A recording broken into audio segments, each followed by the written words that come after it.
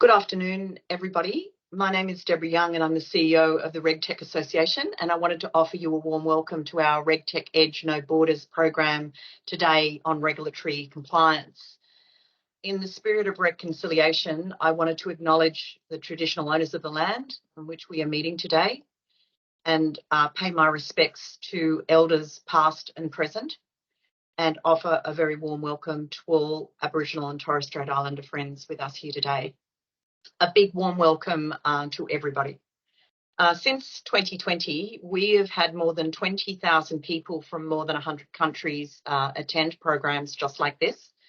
And we really appreciate the time taken for our presenters today, but also our members and the broader ecosystem for taking the time out to come and join us this afternoon. Thank you very much.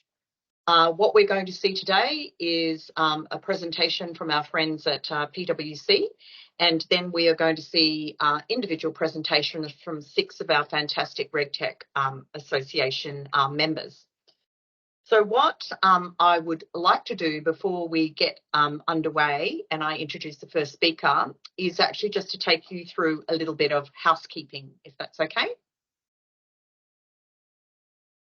Thank you. So if everybody could, upon entry, turn your cameras and your mics off. Thank you very much.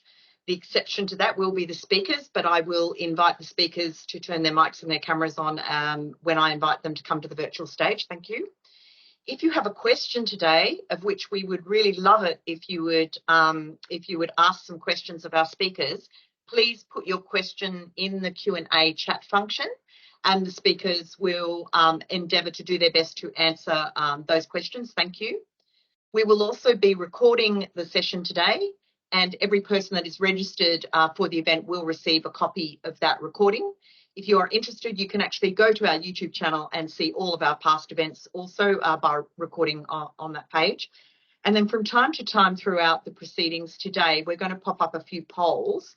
We would really appreciate it if you could complete those polls, because that's just adding to our data set in terms of appetite, but also about the quality of the program today, and that's really important for our future programs.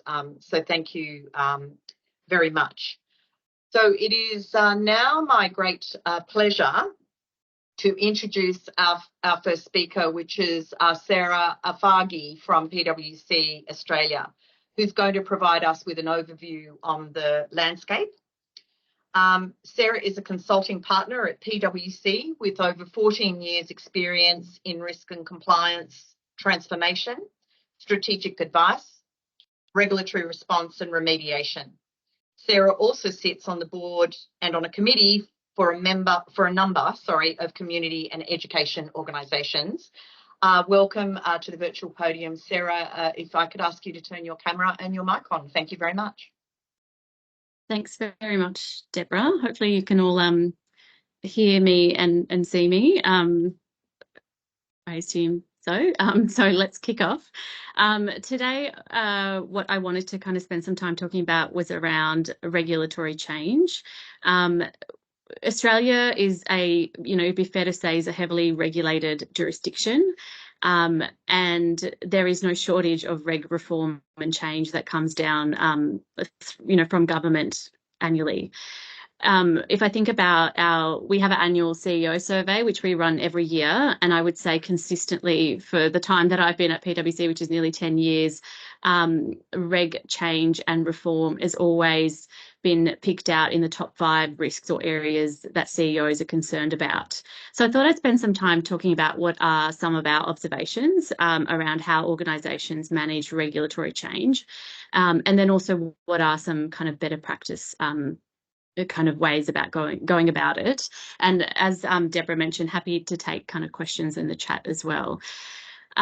What we often see organisations kind of grapple with reg change is that often there isn't enough kind of horizon scanning. So before reg change comes through, there's just a lot of discussion about it from a government perspective, policies, and then we kind of ultimately see it pass through as legislation. So the more mature organisations kind of are better at, engaging in consultations with government, trying to influence policy decisions and, draft legislation that is being proposed. But that is probably a minority of organisations we see. We often see them kind of on the other end, reacting to something that has come through, not really clear about what the ultimate objective of the legislation is, and what its kind of ultimate purpose is around, for example, if it's about protection of consumers. That then sends organisations into a bit of a flurry of, implementing quick fixes. Often it's around kind of manual controls and processes or workarounds because, it's often too costly or it takes too long to update systems and or kind of legacy systems.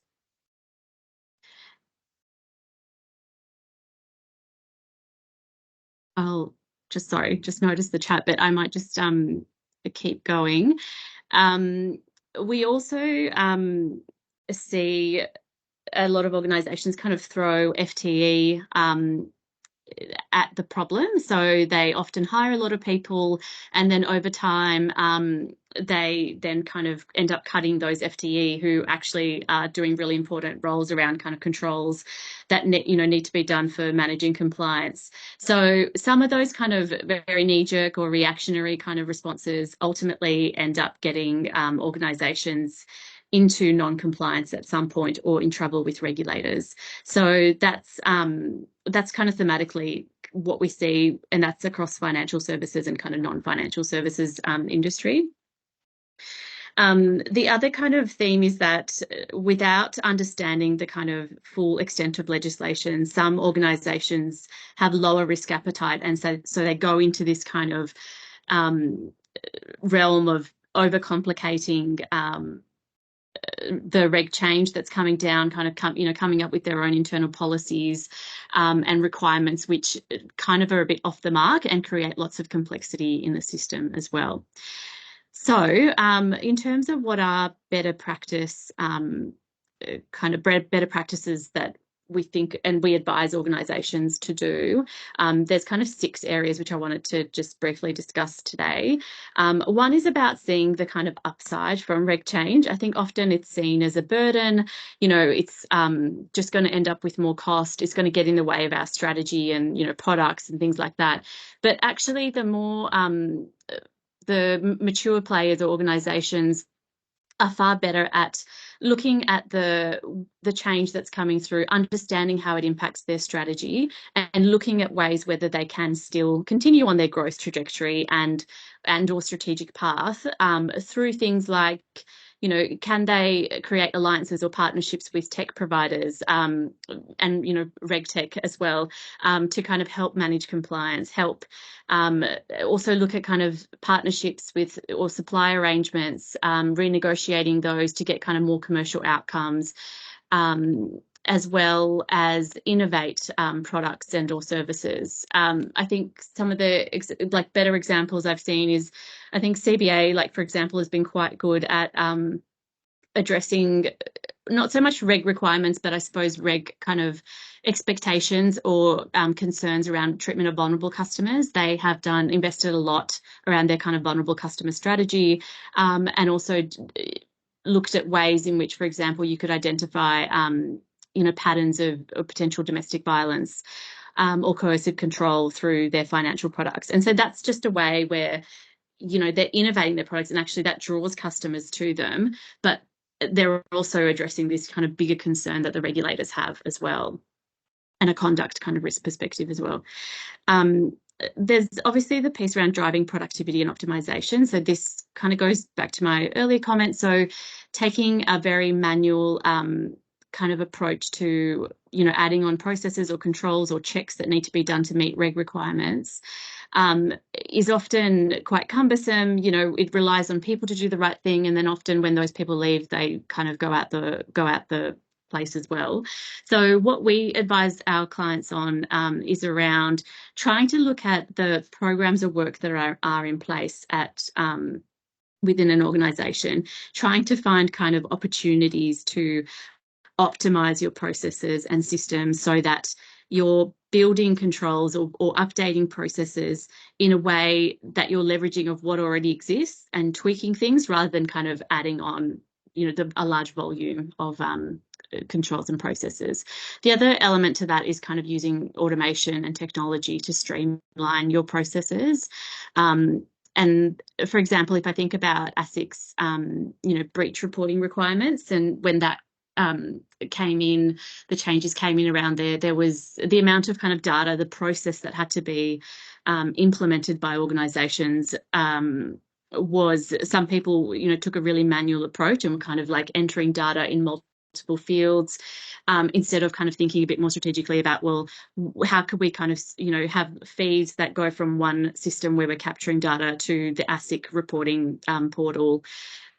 So we've helped a number of organisations in that kind of area as well, but often they're kind of done after the reg change has been implemented.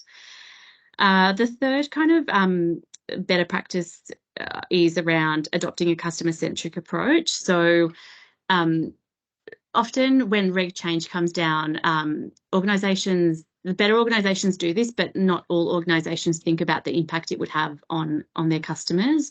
So bringing the voice of the customer as part of the reg change implementation and impact assessment is quite important.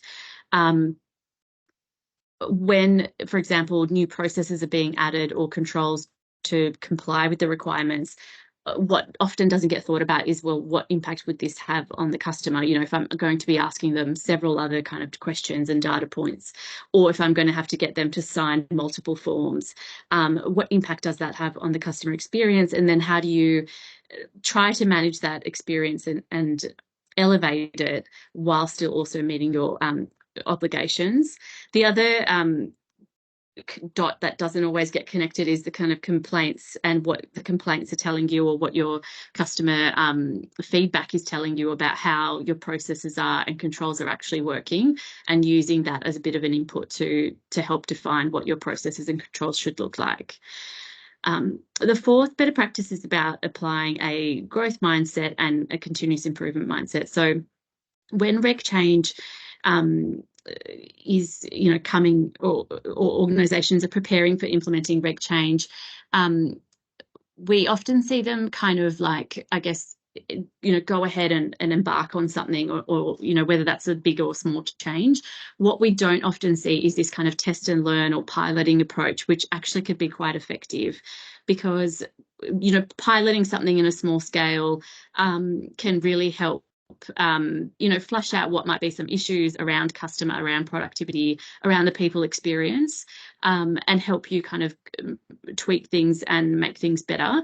And it is a simple thing, like to do a pilot on reg change that's coming, but it's surprising that organisations aren't that kind of, don't necessarily plan that far ahead to kind of give themselves the opportunity to do that. But that's something else that we highly recommend. And we're seeing a number of organisations do that in the financial services sector around operational resilience requirements that have come in. And that's proving to be effective because they are kind of significant changes. The fifth item there is about fostering a culture of compliance. So having the tone from the top kind of reinforce compliance, the importance around, what's coming down in terms of, new requirements that individuals or, customers or staff will have to kind of comply with or demonstrate is quite important. And I think that helps the culture of the organisation be more accepting and more willing to kind of implement the change, and as opposed to kind of resenting it and begrudgingly doing new things that they may be required to do. There's also a piece around aligning compliance, with balanced scorecards, with remuneration, as well as, accountability statements, for example, for those in the financial services sector as well.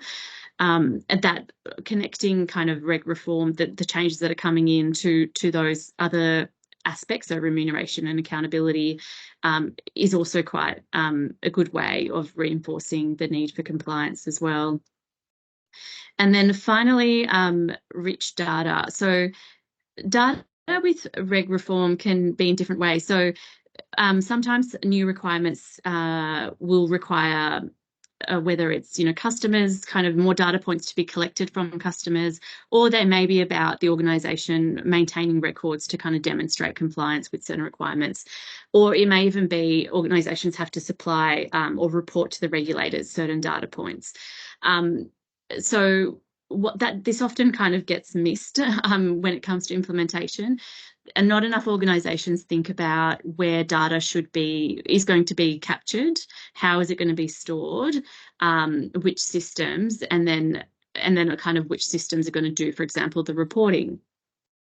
It tends to be forgotten about, and so what you end up with is, data that's being captured across multiple systems that are not centralised or by individuals, and collecting that data then becomes really hard. And so then kind of these alternative ways of demonstrating compliance kind of then are created. So it is really important to think about how data could be captured in a centralized way. It doesn't have to be very complicated, but just setting that up from the beginning and giving yourself time to kind of think about how best to capture data is quite valuable. And then also you could obviously use that data to draw insights, whether, it's about from a compliance perspective, but also it may tell you more about your customers, about your products, about your services. And so there's a lot of benefit that comes from setting up the data management side well.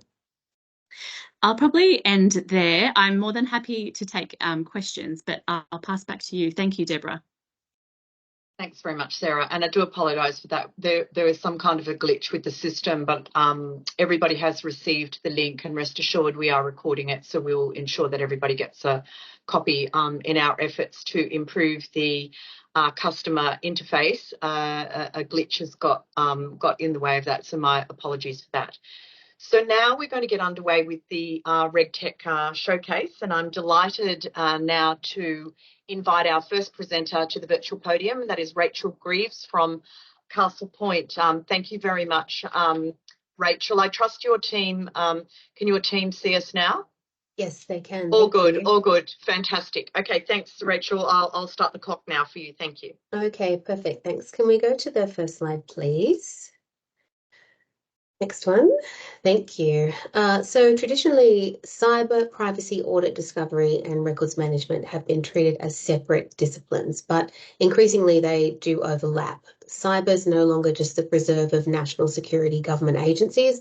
All critical industry is now subject to NatSec laws because of foreign state threats. All corporations are at risk of attacks on their sensitive and valuable data. Privacy has always been vital to cyber for our own staff records because of trusted insiders, but privacy commissioners are now collaborating closely with security agencies in an integrated way. And consider records management. Privacy laws are changing across jurisdictions to require maximum retention of records rather than minimum to reduce the impact of what are now considered to be inevitable breaches. And privacy and cyber laws in advanced economies require mandatory reporting, including discovering exactly what and who was breached and auditing events leading up to the spill. And this has to be done in 12 hours in some cases. And now, newly, there's legislation emerging globally requiring use of AI and automated decision-making systems to be ethical. So any AI used for any of these disciplines must be transparent, explainable, and contestable. Organisations have previously used one solution for each of these problems, which is inefficient and ineffective. So we defined a new category of GRC software around 5 years ago to provide one solution for all of these problems in a compliant, sustainable way. And the AI we use is ethical, meaning you can use it for even the highest risk and most sensitive data and regulated functions. Can we have the next slide, please? Thank you. If we think of a few case studies, a large university identified that they'd been the target of a breach by a foreign state actor. They needed to urgently understand their exposure. So Castlepoint rapidly indexed and classified the data that was compromised. We applied secrecy provisions from acts and regulations specific to that client and a records authority to identify which of the spilled data was overdue for disposal, which also goes to liability. These rules were applied automatically and identified the full scope of the breach breach, as well as civil and criminal penalties, privacy implications, and harm to procedural integrity. That was all achieved within 24 hours. After a breach on Friday, with us implementing that night, they could report the quantified impacts to their board on Sunday morning. And there's other gains to be made as well. The Government Health Department reported significant time and cost savings using Castlepoint of up to 98% for their eDiscovery activities. And they determined that the system was able to achieve 100% accuracy on record sentencing compared to 25% accuracy for the human records manager. And for even those most sensitive topics and use cases, we can achieve significant gains, still with total explainability and security. Castlepoint was implemented to find key terms related to abuse and misconduct across multiple child protection systems in response to a government inquiry into a child predator who'd been operating in that state's healthcare system for 19 years. It was able to do so with 100% accuracy. Castlepoint's AI returned 60,000 previously unidentified results, exposing multiple potential new cases requiring investigation and referral. Next slide, please. Thank you. We all have too much information to manage, terabytes of data in hundreds of systems, subject to dozens of secrecy and privacy and handling rules. Castlepoint reads all of that word by word, no matter what system it lives in. And it tells us what we have, where it is, and what it's about, what inherent risk it has, and what value, and who's doing what to it. And importantly, what rules apply to it and whether they're being met. Next, please. I designed Castlepoint to provide full coverage of all enterprise data risk with no impacts. It sits in the network, managing content in place without moving or modifying it. It's agentless with no impacts on source systems, invisible to normal users, and provides true automation without burdening the governance team. Next, please. Thank you. Castlepoint's very different to what's gone before, and that's because as auditors, when we started the company, we knew not only what a governance system must do to comply, but also what it must not do if it was to succeed. It has to be full coverage, no impact, true auto classification, and ethical. Black box machine learning systems may soon be legislated out of existence for regulated purposes like this in the EU, UK, ANZ, and USA. Next, please. Clients include government agencies across the Five Eyes, many regulators, critical industry, universities, corporates for purpose. These organisations are leading the world from a regulatory perspective, using our disruptive AI tech to bring a new level of command and control. Next slide, please. I'm a certified auditor, records manager, privacy systems engineer, and security manager, and I'm the CEO and co-founder of Castlepoint. Please scan with me to connect or visit our website if you want to manage your information everywhere, or if your clients do, or if you're interested in partnering with us. Thank you. Thanks very much, Rachel. Appreciate that. I'd like to welcome Alex from Dekko Secure to the virtual podium. Alex, can we see you and hear you? There you are. Thank you very much. Thank you, Deborah, and thank you everyone for attending today and the opportunity to tell you a very brief version of the Dekko Secure story. As you can see here, Dekko Secure is the only way to safely store, share, and collaborate. And what we task ourselves with every day is assisting our partners with what Rachel has very aptly described as avoiding inevitable breaches. Next slide, please. And we are an Australian technology and R&D company that builds solutions for specific industry use cases, and fintech and regulatory and the financial space are, of course, absolutely within our wheelhouse, but we also build solutions for government, law enforcement, and defence as well. And beyond the implementation of cybersecurity that is built into our platform, we also undergo very rigorous independent testing and accreditation as well to validate the claims that we make. Next slide.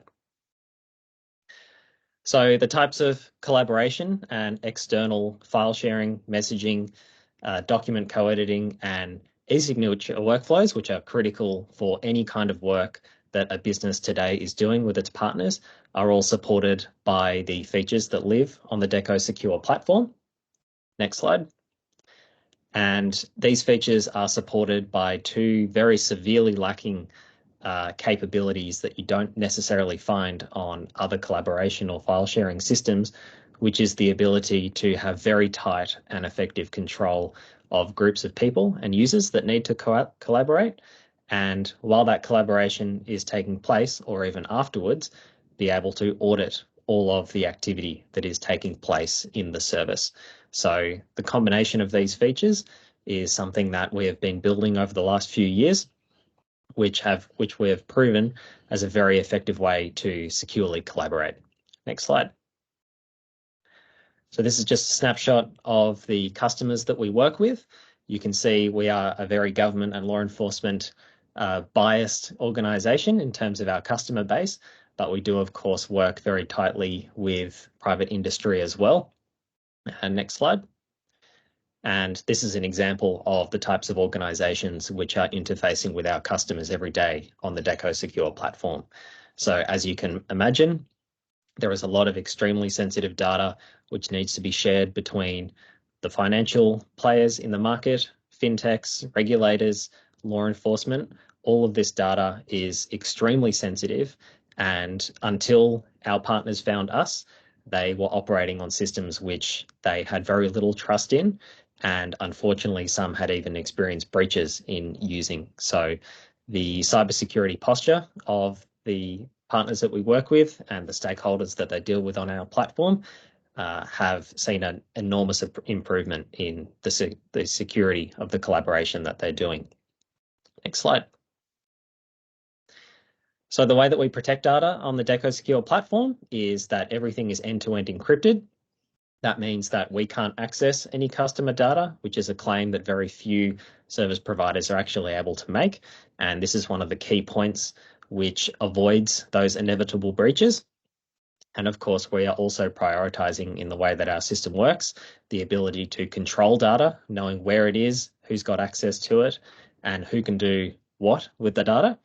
And of course, when talking about regulation, one of the biggest challenges that we see is ensuring that data hosting compliance is in line with all of the regulatory compliance that are out there, and data sovereignty is one example of those, which we also guarantee for our customers. Next slide.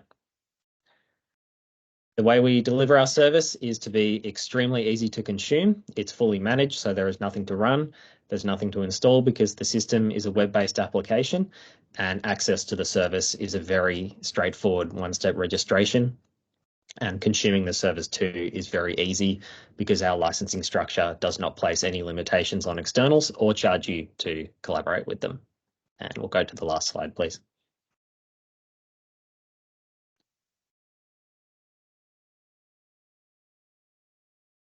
I'll just go back one quickly. So these are the kinds of things we can help your organization with: easy B2B transfers, due diligence, agreement signing, trusted document collaboration. Please get in touch with us if you need help with securing these collaborations. Thank you. Thank you, Alex. And if anybody's got any questions for Alex, please do pop them in the chat. Thanks very much. So the next organisation that I'd like to invite is Ken from DHI-AI. Ken, how are you? Hello. Good, Deborah. How are you? I'm assuming you can hear me. I'm very well, thank you. And I'm going to start your time now. Thank you very much. Good. Excellent. Hello, everybody. My name is Ken Rodrigues, founder and CEO of DHI.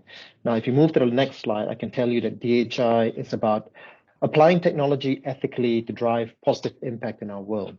And the challenge that I want to talk to you about in the next slide, which is there's a lot of information, there's a lot of data out there, and a lot of companies are spending a lot of money on data. However, with the sheer volume of data, there's a lot of resource being spent to search for the right data to make the right decision.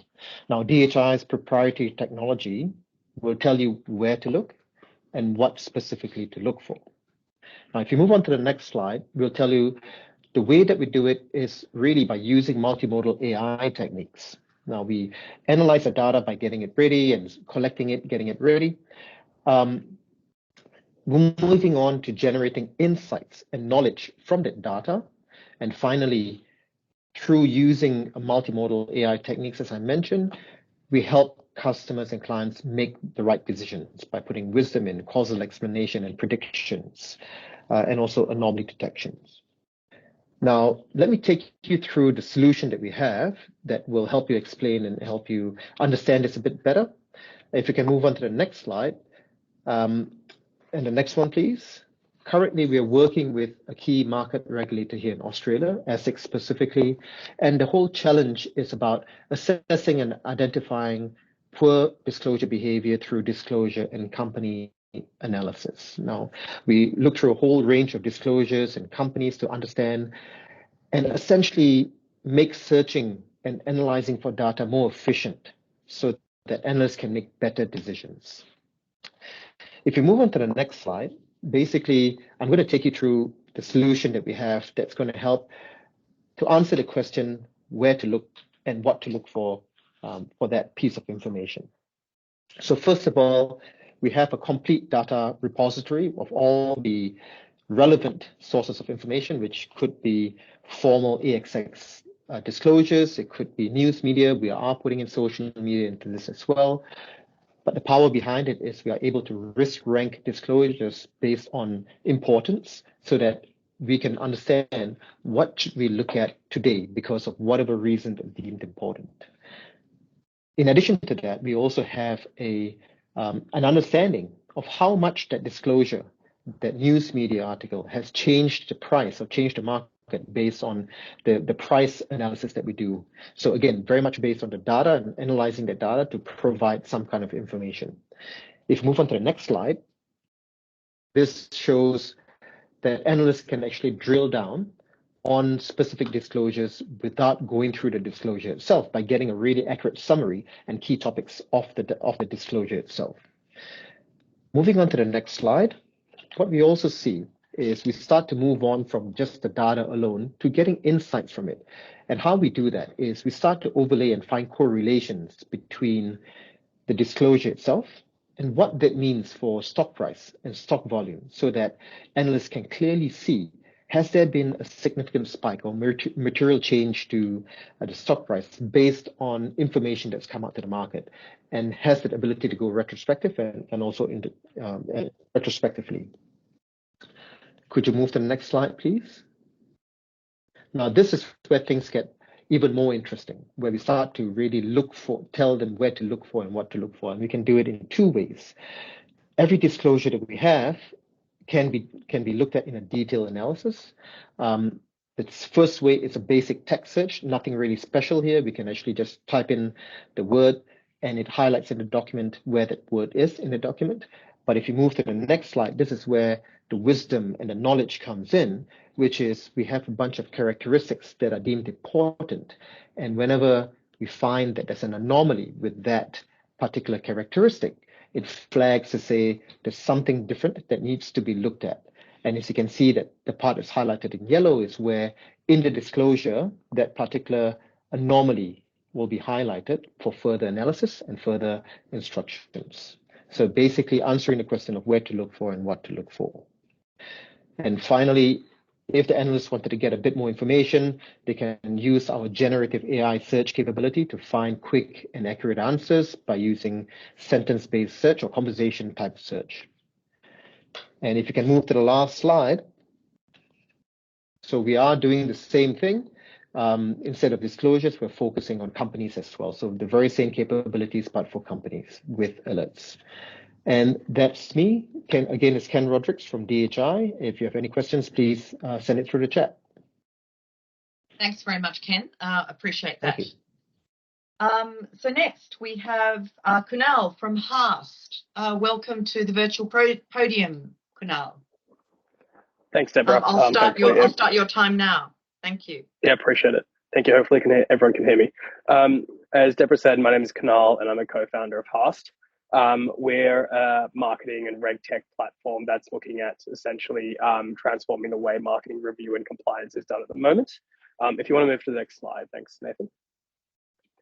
So the problem that we're trying to solve is essentially that there are too many marketing assets or collateral to stay on top of manually, especially from a compliance, product and regulatory lens.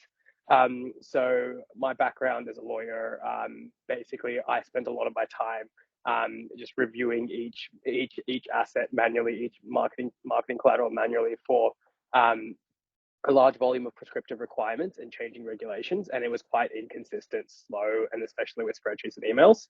And after an asset goes live, if anything changes, if anything needs to be updated, there's no consistent tracking or visibility of what the customer is looking at. And this becomes an extremely big problem when you're in a B2C organization in a fairly highly regulated market. And any review is also quite inconsistent and manual. Next slide, please. And this problem is going to get exponentially worse with the onset of generative AI. So for example, now you can take one line of marketing copy, one generic marketing image and information on 10,000 customers and essentially generate 10,000 unique digital assets that are hyper-personalized to each specific customer running concurrently in market, which essentially means that manual review is going to be almost impossible, and it'll really drive a large amount of risk around brand, regulatory requirements, and any internal rules and guidelines that you have. Next slide, please.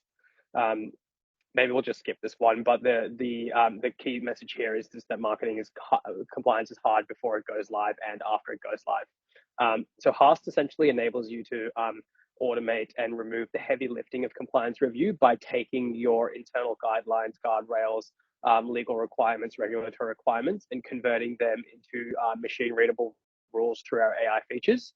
And what this essentially means is that you can review your digital assets before and after they go live and get a very quick traffic light analysis on whether they meet the requirements or don't meet the requirements. Next slide, please.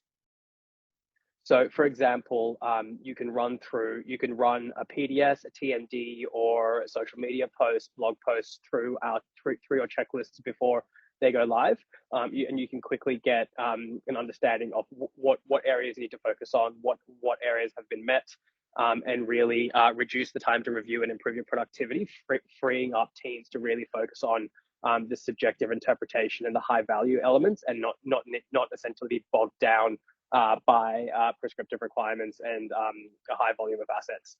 And after an asset goes live, we proactively monitor your entire digital presence risk using the same set of rules, creating that consistency, which essentially means that we can cover your social media, your web pages, your documents, your images, video, third parties, or customer applications. And essentially means that there's no more requirement to check every single page when something needs to be reviewed or every single asset. Next slide, please. With our asset review platform, before an asset goes live, you can simply, as I was saying, just upload your assets, apply or build your checklists that we come out of the box with, and make sure everything is compliant before it goes live. Then also go through the workflow and the approval process. Next slide, please. Yeah, and similarly with our after an asset live platform, you can essentially choose a bunch of different channels, including social media, text-based channels, image-based channels, video-based channels, programmatic ads, third parties, and we can essentially take all of that data and run your rules across your entire digital presence and really proactively create this continuous monitoring loop. Next slide, please. And we also come out of the box with a powerful workflow, collaboration, and tracking, which essentially means that you can track whenever a change is made on your live digital presence and ensure that any changes that are made are approved and have been made. So no old content is essentially remaining on your digital presence. Next slide, please. We come out of the box geared to deliver immediate value. So we do come out of the box with a bunch of industry rules that are really, really useful to create value immediately. And you can also build your own rules through our features. I think I'm getting pushed along time. Is that right, Deborah? So I couldn't hear you, but that's all right. I'll quickly run through. 10 seconds. 10 seconds, awesome. I'll just go to the last two slides if that's okay, Nathan. Quickly to recap, we essentially have benefits across all different teams, across your customer, marketing, governance, product, and legal teams. For customer and marketing, it's essentially about getting to market faster and reducing that bottleneck. And for governance, product, and legal, it's about reducing the time to review and being more productive. We work with a bunch of other customers in financial services, universities, and health organizations. But yeah, thank you very much for the time. Let me know if you have any questions. Thanks very much, Kunal, and we appreciate it's hard to operate under such time pressure. Appreciate that. Okay, so Larry Simon, delighted to invite you to the virtual podium and know your solutions. Thank you very much. I'll start your time now, Larry. If you could turn your camera off, Kunal, that'd be awesome. Thank you. Thanks, Deborah, and thanks to everyone. Appreciate the opportunity to present. My name is Larry Simon. I'm a principal and co-founder of Know Your Solutions. We're a company that provides consulting services in regulatory compliance. I started that journey in March 2002, some 21 years ago. But not here to talk about licensing or financial services. We are a regulatory technology business where we offer a collection of compliance solutions as a SaaS. Next slide, please. Just by brief introduction, we've got a Know Your Risk product. That's a enterprise risk management solution. We have Know Your Regulations, which is very sophisticated compliance mapping technology. And we've got a Know Your AML, which is a global customer onboarding solution. Next slide, please. Just briefly introducing you to the products. Our AML product is everything AML. The point here is it's end-to-end. So you can use our online forms to capture information, which is the identification. You've got a processing engine which does the verification, and a reporting tool. It is delivered as a SaaS, but the important point to note is that the user controls the journey. So whether it be KYC or KYB, we handle very complex structures, being trusts, partnerships, joint accounts, and the like, or OCDD. But we do the whole suite.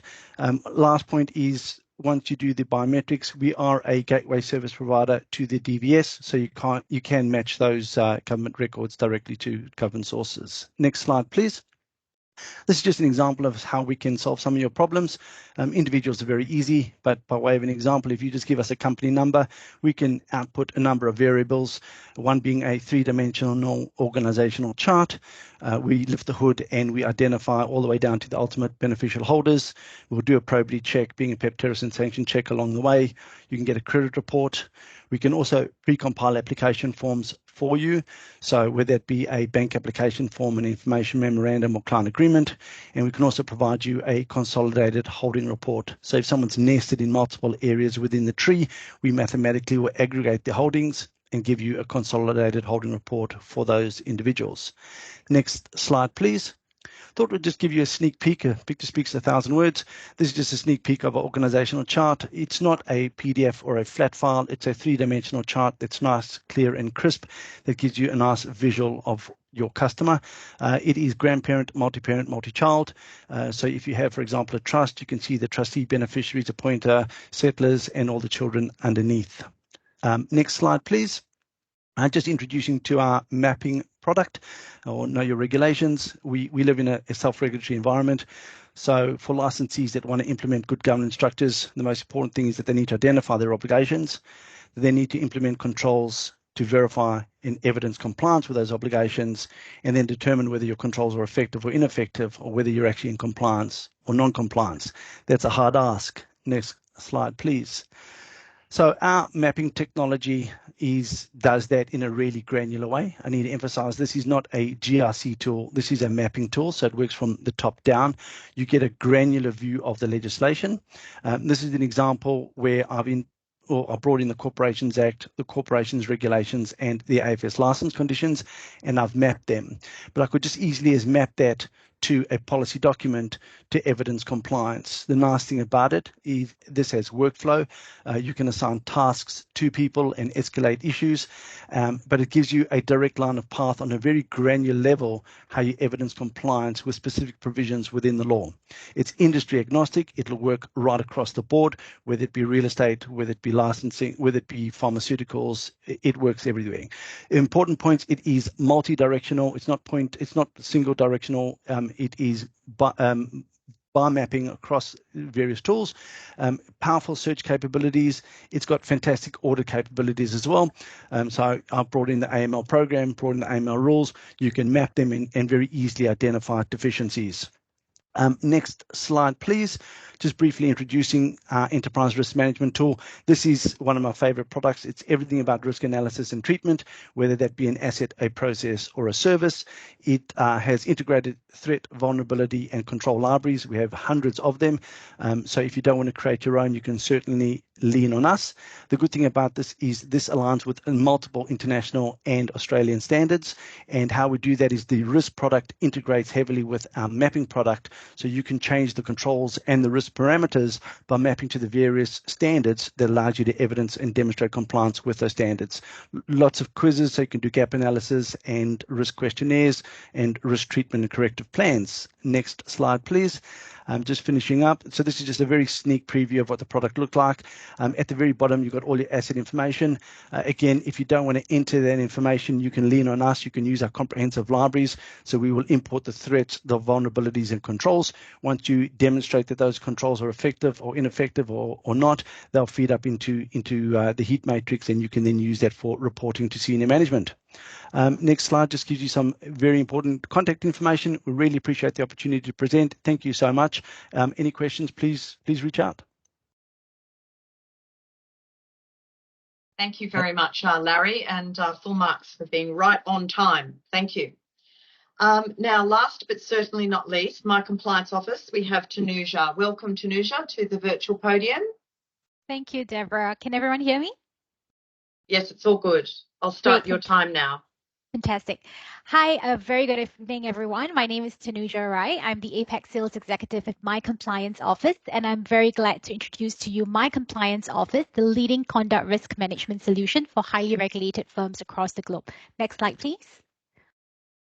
We are truly a global company with over 1,500 clients across 105 countries, and we have offices spanning across New York, Texas, India, Singapore being our office servicing our APAC clients, as well as our headquartered office in Dublin.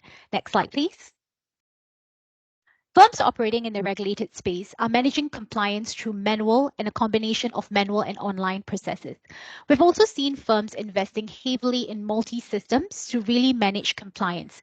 Now, the bad news here is that multi-system approaches usually often than not fail because they fail to adequately access data gaps and data redundancy. And more essentially, they fail because they do not talk to each other. The right hand doesn't know what the left hand knows. The world has seen many instances of market abuse and poor management of conduct risk in recent years. This has led to many regulators putting out multiple guidance notes as well as examination finding reports, basically highlighting the lack of processes firms are implementing to manage conflicts of interest such as personal account dealing, insider information management, and other areas of market abuse. Next slide, please. Fortunately for firms, they can avoid these compliance hazards by using My Compliance Office, a centralized compliance management system with a centralized set of integrated data all located in a single platform. Firms can now utilize multiple compliance products with a single login. No more reactive swivel chair compliance, pivoting across data silos to manage compliance, but what we instead provide you is truly the power of one. My Compliance Office enables compliance to be built better, and we do so by delivering software and technology at less budget, allowing our firms to utilize resources more efficiently. My Compliance Office is modular in nature, and our clients have the opportunity to grow together with us, enabling them to start small and expand to other areas of compliance as they grow. We facilitate our customers' management of conflicts of interest, outside business activities, market abuse, insider dealing, and really truly providing an unparalleled transparency through extensive dashboarding and reporting capabilities. By automating end-to-end management of request processes, compliance monitoring, and exception management associated with conflicts of interest, clients have the ability to stay confident that they are truly embedding best practices in their compliance programs. Next slide, please. Our easy-to-use compliance oversight software called Know Your Obligation Solution Suite truly allows firms to deconstruct regulations, policies, frameworks, controls into visual maps that can communicate obligations requiring oversights. Firms now have the ability to track changes made to these obligations and also the ability to create a holistic and aggregate view of risk profiles within organizations, allowing compliance teams to set regulatory priorities, identify policies in gaps in policies and procedures, and streamline operations. Next slide, please. At our core, we are a SaaS-based technology company addressing key areas such as know your employee, know your transaction, know your third party, and know your obligation. More essentially, being a centralized system, each of these individual areas contain individual modules which can be licensed independently from each other. At the heart of our solution is our compliance program management capability, which serves as our core engine for all functionalities of all modules, truly allowing you to centralize your conflict checking across the entire regulated entity. Next slide, please. Our solution for conflict of interest management has been developed over 15 years since our spin-off from Fidelity Investment. Our technology is trusted and proven, and our client ranges from less than 20% alternative asset managers to firms well over 100,000 employees. Next slide, please. We have also invested in our APAC team, spearheaded by our APAC director, Kellyanne McHugh, covering our clients with the same time zone support, customer success, and implementation resources so our clients can get the best service in the region. Next slide, please. We have also gained recognition in industries year on year with the multiple awards that we have won. Next slide, please. We have also placed a strong emphasis on the usability of our product, allowing clients to easily record their compliance activities on the go. Next slide, please. Just to quickly wrap up, My Compliance Office is the most comprehensive product suite made available for highly regulated firms. This comes with the fact that we're the only service provider with a single integrated platform that's highly flexible and configurable. More essentially, we're investing in more than 25% of our year-on-year revenue for enhancement and product capabilities and assuring that our firms are staying ahead of the evolving regulatory framework. We also promise a long-term partnership to our clients with a long-term vision and focus to be ultimately the global standard for firms' GRC platform. Now, before I end, I'd like to just very quickly emphasize that risk, compliance, and governance should never be viewed upon as checkboxes or chores that you would have to abide by to score a win in your regulatory audits or checks. But instead, it should be viewed upon as important bricks required for the foundation of a successful business, without which businesses will indeed collapse. Thank you very much. Thank you very much, Tanuja, and thank you to everyone that presented today. And once again, my apologies for the technical glitch that we had. Nathan has just popped up a poll for you to answer, but I just thought that whilst you're thinking about that poll, I wanted to make you aware of some things that are coming up, and not just our things, but another important thing. The Financial Conduct Authority had a call with us earlier this week, and they are running a market abuse surveillance tech sprint, which will be held online.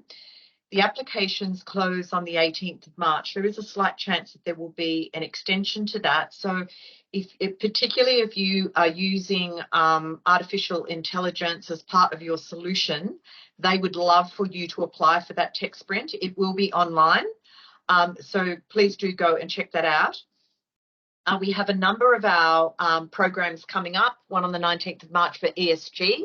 The 11th of April, we're kicking off Accelerate RegTech Global for this year with our APAC series webinar. 18th of April, RegTech Edge, No Borders on Conduct, Culture and Ethics. And then the big one on the 30th of April, if you are a member and you have not got your ticket for Accelerate RegTech, please do go online and secure your member ticket. If you're not a member, there are tickets available for sale for the event in person in Sydney. I would just say, though, that there will be very limited places. So if you would like to join us, please do go online and book yourself a ticket now. We'll be covering topics on that session such as cyber, scams, fraud, financial crime, applications using generative AI, data and privacy, and ESG. And also, very excitingly, today we opened up, speaking of awards, we just opened up our APAC awards, our RegTech awards. So please do go online and check that out as well. The awards are only open to members of the RegTech Association. So if you'd like to explore becoming a member, then by all means, please do that. So I think that probably brings us to a conclusion. I just wanted to once again acknowledge all of the speakers and presenters who do have to operate sometimes under a lot of pressure. And once again, apologise for the technical hitch. You'll receive an email tomorrow with a copy of the recording. So that you can go back and check anything that you missed, or go back and have a look at some of those great solutions again, and also see the full presentation from our friends at PwC. So without further ado, I'll now sign off. Thank you very much for being here today. Thank you.